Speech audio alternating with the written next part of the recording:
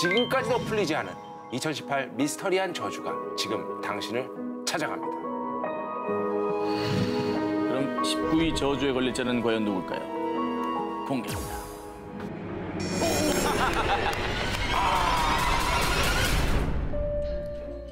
지난 2017년 브라질의 미셰우 테메르 대통령은요, 갑작스러운 건강 악화로 스위스 다보스에서 열릴 세계 경제 포럼 참석까지도 불투명한 상태로요, 중요한 공식 일정을 모두 잇따라 취소했고요. 그리고 2017년 12월 19일 전국 대의원이 참석하는 소속 정당 브라질 민주운동당 총회에도 불참 의사를 밝혔는데요. 갑자기 말도 없이 행사장에 등장한 테메르 대통령. 그리고 그는 연설을 하기 위해 연단에 올랐습니다. 그런데 그때 불쑥 나타난 정체불명의 한 남성. 뭐야? 누가? 뭐야? 뭔가 이렇게 나뭇가지로 막 이렇게 막 하네. 아니 근데 저렇게 하는데 왜 가만히 있죠? 아, 좋은 건 줄 알고 그랬나 보죠. 연단에 갑자기 툭 튀어나온 이 남자는 종교인 우제다로요. 그가 갑자기 이런 돌발 행동을 한 이유가 있습니다. 테메르 대통령은 지금 부두교의 저주를 받았어요. 이 저주를 풀지 않으면 목숨이 위태로워져요. 자, 그렇다면 누가 대통령에게 이런 저주를 걸었나? 우제다의 말에 따르면요, 브라질 민주운동당과 함께 대표 정당으로 꼽히는 노동자당에서 저주를 내렸으며, 우제다는 대통령궁에서 부두교에서 쓰는 저주 인형을 발견하기도 했다고 밝혔습니다. 그래서 테메르 대통령에게 들린 저주를 풀고 다시 축복을 내려주기 위해 이 의식을 강행했다는 거죠. 근데 정말 대통령이 몰랐던 건가요? 그 경호원들이 가만히 있었다는 게 좀 이해가 가요. 그런데 이게 사진을 보면 우제다가 손님 명찰을 하고 있는데요. 그러네. 네. 그리고 이 사건 이후 한 인터뷰에서요, 자신은 영부인과 여당의 초대를 받았다고 얘기했는데요. 근데 하지만 대통령 측은 자신들은 전혀 모르는 일이라고 밝혔습니다. 야, 뭐야. 자, 그런데 정말 놀라운 일이 있습니다. 당시 네. 저주를 푸는 의식을 한 뒤에 테메르 대통령은 건강을 회복했다며 아침 산책을 즐기는 모습까지 포착이 됐고요. 어머? 건강 때문에 모두 취소했던 세계 공식 일정까지 참석을 했다고 합니다. 남양 특집 2탄 2018 여전히 풀리지 않는 저주 19, 17위 공개해 주시죠. 캄보디아 찍히면 죽는다. 2016년 4월 캄보디아의 작은 마을 캄퐁 스푸.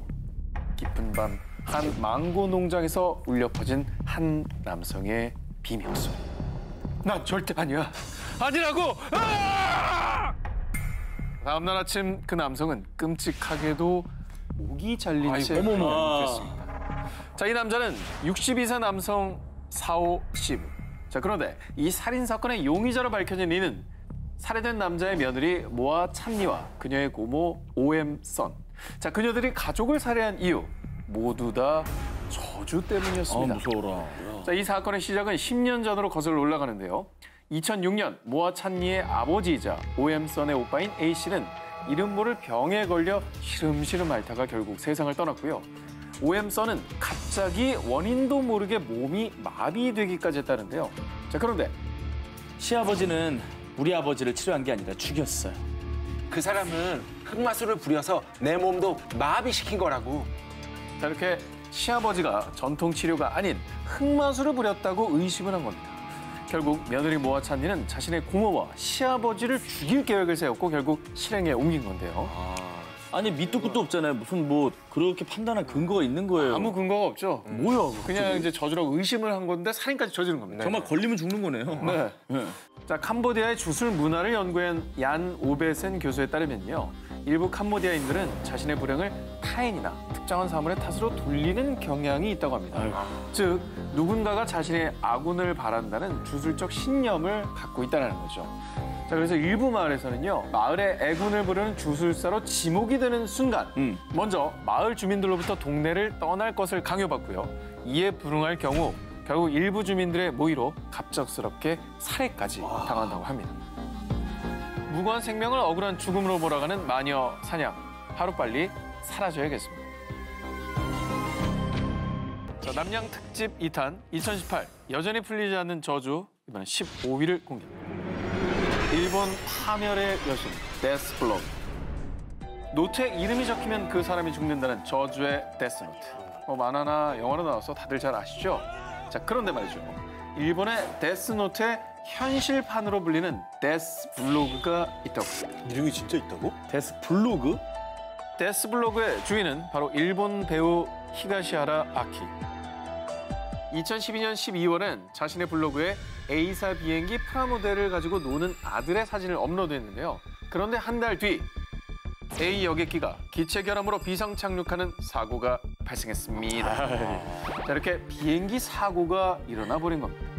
한 언론사에서는 A 여객기의 사고를 알고 있었던 그녀라고 대서특필하기까지 했다고 하네요. 진짜?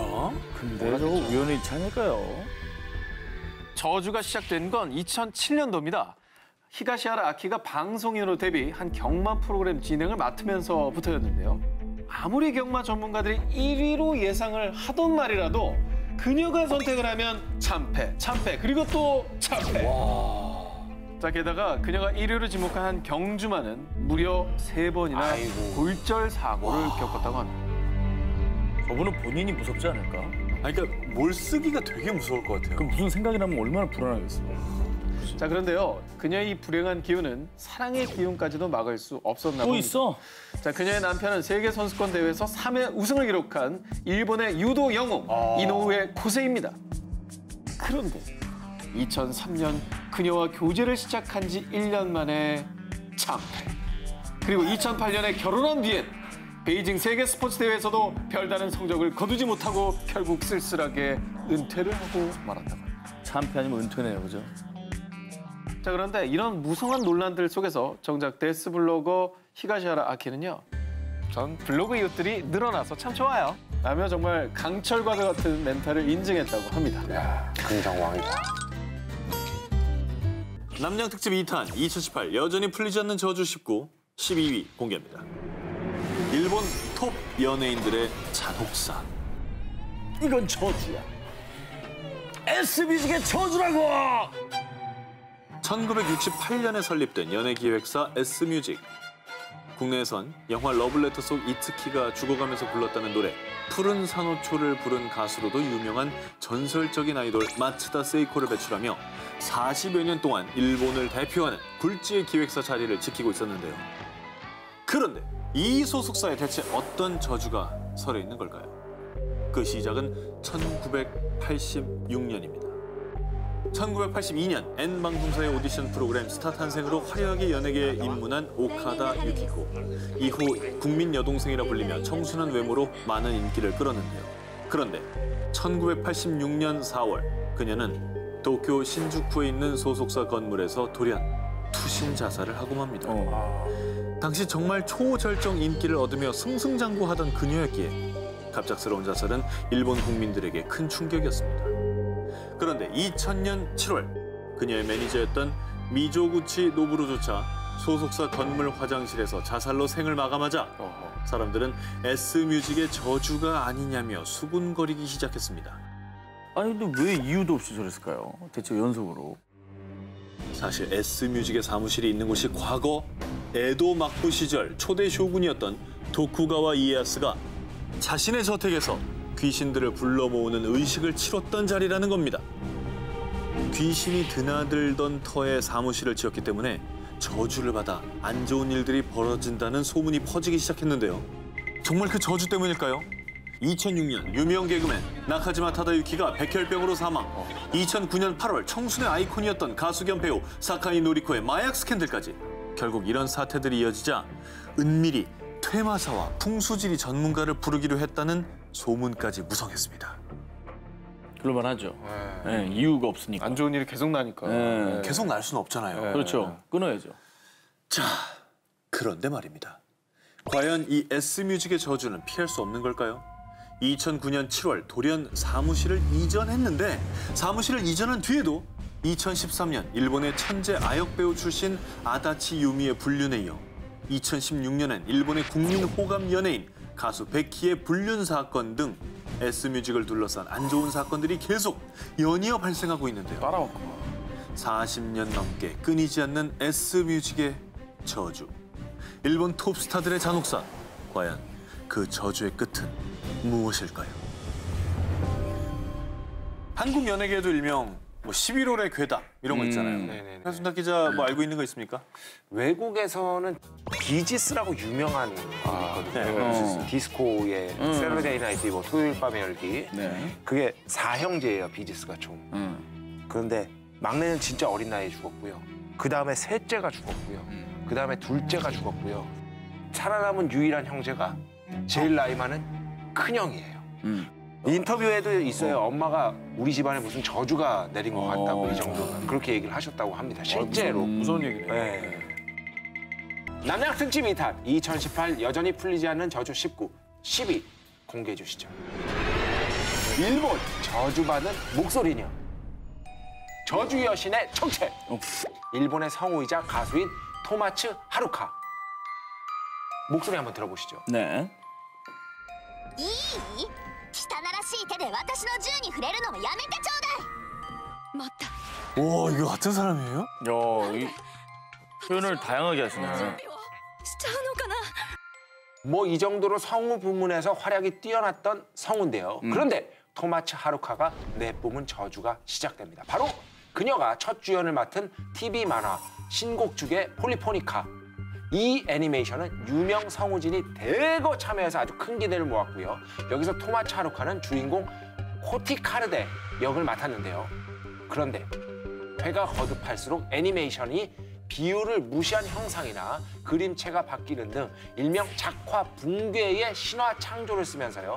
원작 팬들이 모두 철저히 외면!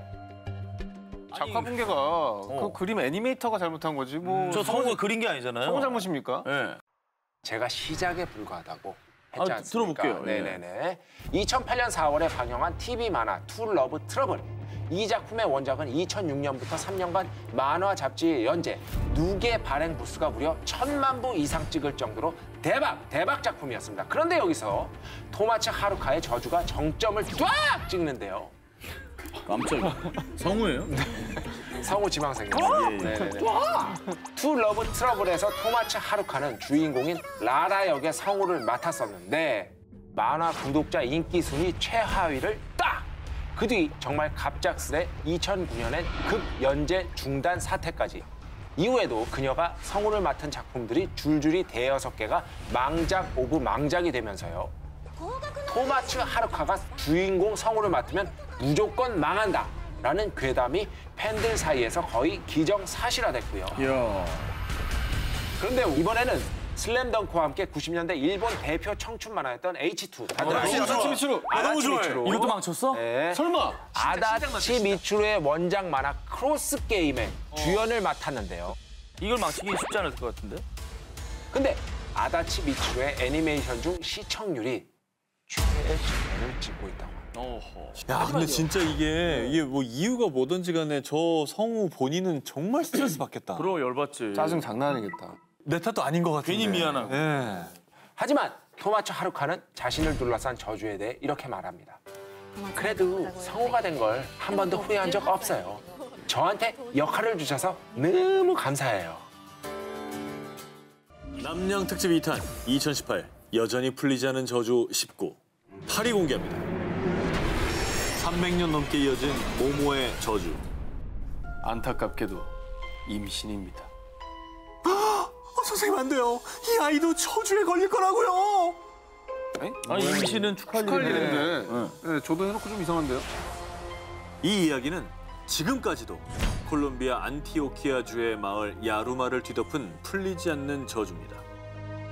야루말 마을의 주민은요, 잠재적 환자를 포함해 90% 이상, 무려 약 5천 명이 치매라 불리는 알츠하이머병 환자. 그런데 말입니다. 이 야루말 사람들의 알츠하이머병은 매우 특수한 케이스였는데요. 전염병도 아닌데 온 가족에게 퍼졌고요.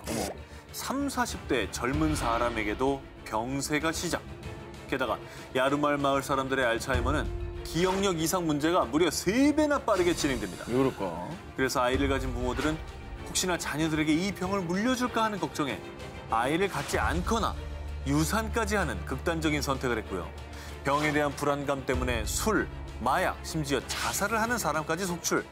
그래서 결국 콜롬비아 정부는 이 비극의 원인을 파악하고자 전문가들로 구성된 조사팀을 야루말에 파견했습니다. 아니 치매가 90%면 진짜 너무 상식을 뛰어넘는 발병률이잖아요. 그런데 한 가지 특이한 점은요. 다른 마을에서 이주해 온 사람들은 알츠하이머에 걸리지 않았고 야루말의 약 300년 전 대대로 이 마을에 뿌리를 내리고 살아온 주민만이 알츠하이머에 걸렸다는 겁니다. 그러니까 마을 초기에 모였던 사람들 중에 그 인자가 좀 퍼지면서 그렇죠. 그렇게 된 게 아닐까요? 맞죠? 비슷합니다. 1997년 안티오키아 대학의 신경과 전문의인 로페라 박사는요. 유전자 검사를 통해 이 마을 사람들에게 공통으로 있는 파이사라는 유전자를 발견. 이 유전자는 과거 이 마을에 존재하던 근친혼 때문에 생긴 돌연변이라는데요. 그래서 수백 년간 이어진 근친혼으로 염색체에 이상이 발생해 이런 현상이 나타나는 거라고 추측했습니다. 한편 알츠하이머 저주를 두고요. 풍문에 의하면요. 300년 전 야루말로 시집온 한 여성이 갑자기 가족들을 알아보지 못하고 욕을 퍼붓거나 하루 종일 음식을 꾸역꾸역 먹는 등 이상 행동을 보였는데요. 그녀가 실성했다고 생각한 주민들은 매몰차게 마을에서 그녀를 내쫓았고요. 결국 얼마 뒤 그녀는 죽은 채로 발견됐답니다.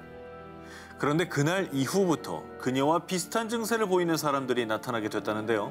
그녀가 원한을 갖고 마을 사람들에게 저주를 내렸다라고 믿는다고 합니다. 지금까지도 무수한 추측과 가설뿐 아직도 정확한 원인이 밝혀지지 않은 상태인데요. 이 끔찍한 저주의 고리는 대체 언제쯤 끊을 수 있을까요? 남양 특집 2탄 2018 여전히 풀리지 않는 저주 19 4위를 공개합니다.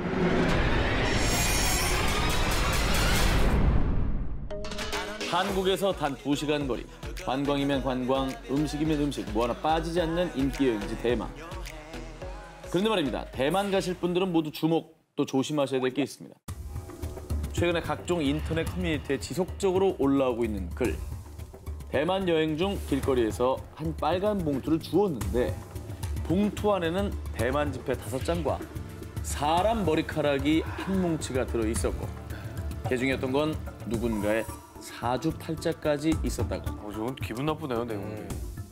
더 소름 끼치는 건 자신이 이걸 주울 때 누군가가 자신을 지켜보는 걸 느꼈다는 것입니다. 뭐야 이게 뭐예요? 이건 바로 대만의 빨간 봉투 괴담. 대만 방송에도 소개될 정도로 유명한 괴담인데요.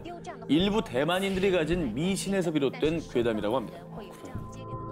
가족 중에 요절한 사람이 있을 때 집안에서 영혼 결혼식을 치러주는데 이때 가족들이 고인의 머리카락과 손톱 그리고 지폐와 함께 넣은 빨간 봉투를 길가에 버립니다.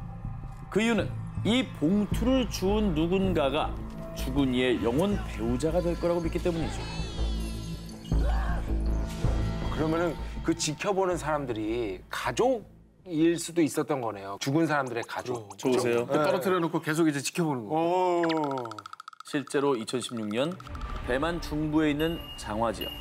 이 장화 지역에서 이 빨간 봉투가 잇따라 발견됐습니다. 근처 초등학교 선생님들은 학생들에게 절대 죽지 말라는 공지를 내리기도 했다고 합니다. 그런데 대만 경찰들조차 빨간 봉투가 떨어졌다는 신고가 들어와도 회수하는 것을 매우 꺼린다는 우픈 얘기까지 있습니다. 섣부른 호기심이 저주를 부를 수 있습니다. 빨간 봉투 조심하시기 바랍니다.